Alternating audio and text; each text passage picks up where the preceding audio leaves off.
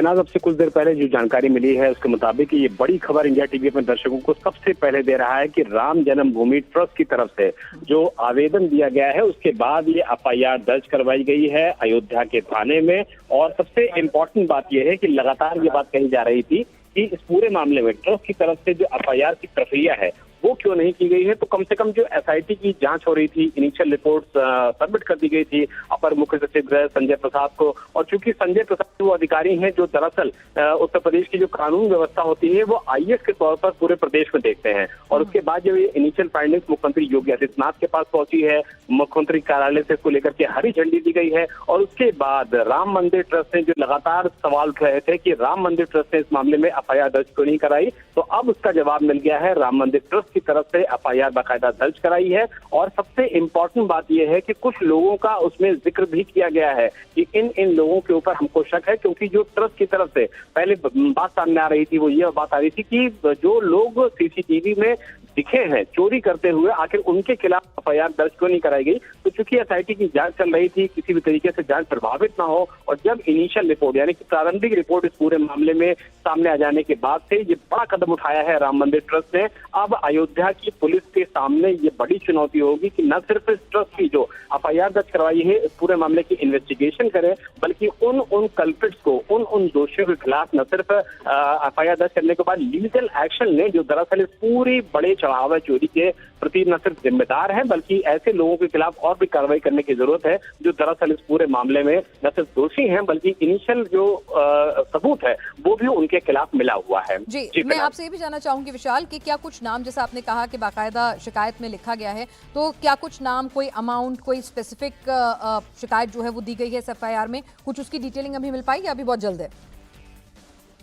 फिलहाल बिल्कुल आपने सही सवाल किया है कि इसमें जो लोग हैं जिनके खिलाफ ये शिकायत की गई है उसको लेकर के जो हमारे पास जानकारी है वो फिलहाल उसमें अनुकल्प मिश्रा का नाम बताया जा रहा है, उसमें दूसरा नाम बताया जा रहा है वो संकल्प का बताया जा रहा है, और इसके अलावा लवकुश मिश्रा का नाम भी सामने आ रहा है। हालांकि एफआईआर की कॉपी अभी तक सामने नहीं आ पाई है, लेकिन जो एफआईआर है उसमें लवकुश मिश्रा जिसके घर में 10 लाख रुपए की बरामदगी हुई थी और पूरी ये बरामदगी बाकायदा की गई थी, और ट्रस्ट के लोग भी मौके पर गए थे, अयोध्या पुलिस के लोग मौके पर गए थे, एसओजी के जो ग्रुप्स हैं वो मौके पर गए थे। तो फिलहाल उनकी तरफ से ये जो एफआईआर दर्ज कराई गई है उसमें लवकुश मिश्रा और उसके जो जीजा रिश्ते में लगता है अनुकल्प मिश्रा, उसका नाम बताया जा रहा है। तो ये अपने आप में बहुत बड़ा क्लू है, बहुत बड़ा क्लू लिंक है कि किस तरीके से वहां पर चोरी हो रही थी। और अब इस पूरे मामले में जो एफआईआर दर्ज कराई गई है इसमें इन दो लोगों का नाम सामने आना अपने आप में कई तरीके के सवाल खड़े करता है, लेकिन इन्वेस्टिगेशन करना और उसको अमली जामा तक पहुंचाना अपने आप में। मैं एक मिनट, लवकुश मिश्रा, उनके जीजा अनुकल्प मिश्रा, उसके बाद तीसरा नाम आपने कौन सा बताया?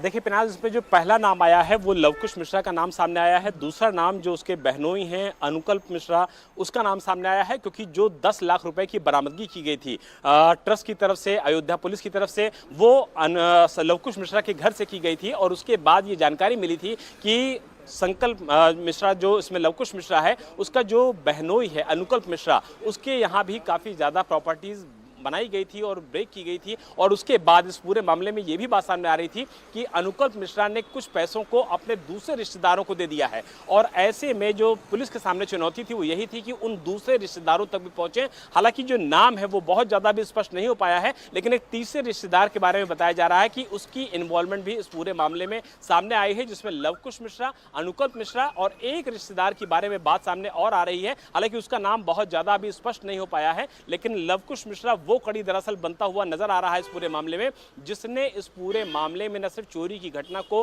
अंजाम दिया है, बल्कि अनुकल्प मिश्रा जो कि उसका सगा बहनोई है, उसके साथ मिलकर के इस पूरी चोरी को अंजाम दे रहा था। लेकिन पिनाज, पुलिस के सामने और एसआईटी के सामने अभी भी ये चुनौती है कि अगर इस तरीके के लोग वहां पर मौजूद थे, चोरी कर रहे थे, तो ये चोरी का जो सिलसिला है वो आखिर कब से चल रहा था, कितने समय से चल रहा था, कुछ महीनों से चल रहा था, कुछ दिनों से चल रहा था, या फिर कुछ सालों से चल रहा था। तो ये अपने आप में दिखाता है कि इस पूरे मामले में जो इन्वॉल्वमेंट है वो कितना बड़ा है, कितना व्यापक है, और कौन कौन लोग इस पूरे मामले में। टिन्नू यादव का नाम भी है,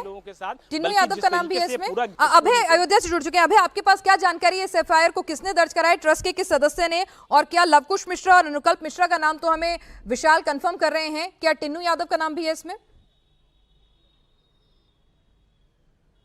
देखिए, लवकुश का नाम इस एफआईआर के अंदर है। टिन्नू के बारे में अभी और ज्यादा जानकारी के लिए हम कोशिश कर रहे हैं, जो यहाँ के एसएसपी हैं उनसे जानकारी जुटा सकें। अभी तक ये जानकारी मिली है कि ट्रस्ट की तरफ से बाकायदा ट्रस्ट के लेटर हेड पर इस शिकायत दी गई और उनकी तहरीर पर ही ये एफआईआर दर्ज की गई है, जिसमें लवकुश को आरोपी बनाया गया है। टिन्नू का नाम उसके अंदर है या नहीं, इसका भी पिनाज थोड़ा इंतजार करना होगा, क्योंकि आज दोपहर को ही ट्रस्ट की तरफ से तहरीर दी गई थी, जिसके बाद ये एफआईआर दर्ज की गई है। एसआईटी ने जो 7 दिन की जांच रिपोर्ट सौंपी थी, उसके बाद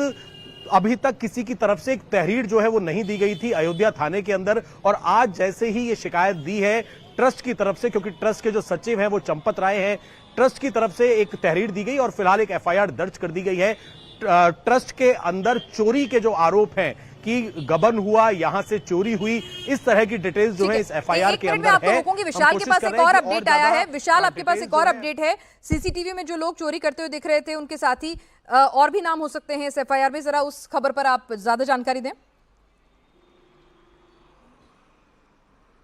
विशाल। पिनाज, जो लगातार हमारी यूपी पुलिस के जो टॉप सोर्सेज हैं उनसे जो बातचीत हो रही है, उनके मुताबिक सूत्रों के अनुसार जो सीसीटीवी में चोरी करते हुए लोग दिख रहे थे उनके खिलाफ ये एफआईआर हुई है। और इम्पॉर्टेंट जो इन्फॉर्मेशन है वो ये आई है कि लगभग 8 लोगों के खिलाफ नामजद ये एफआईआर कराई गई है, जिनकी जो पहचान है वो ट्रस्ट ने न सिर्फ इस्टेब्लिश की है बल्कि सीसीटीवी फुटेज में ये सारे आरोपी चोरी करते हुए दिख रहे हैं, मदद करते हुए दिख रहे हैं। और उसके बाद जो सवाल उठ रहा था पिनाज की, जब कोई कर्मचारी चोरी करता है और बाहर निकलता है तो क्या उसके ऊपर किसी तरीके की निगरानी नहीं रखी जाती है, क्योंकि ट्रस्ट के बड़े इंपॉर्टेंट लोगों के ऊपर ये बड़ी जिम्मेदारी थी कि वो उन लोगों पर निगरानी रखें, नजर रखें जो दरअसल इस पूरी चोरी में इन्वॉल्व थे। तो कुल मिलाकर के 8 से ज्यादा लोगों पर यह एफआईआर हुई है, 8 से ज्यादा लोगों पर एफआईआर हुई है। और ये वो लोग हैं दरअसल जो न सिर्फ जो लोग चोरी करते थे उनकी मदद कर रहे थे, बल्कि उनके इस पूरे क्राइम में पूरी तरीके से शामिल थे।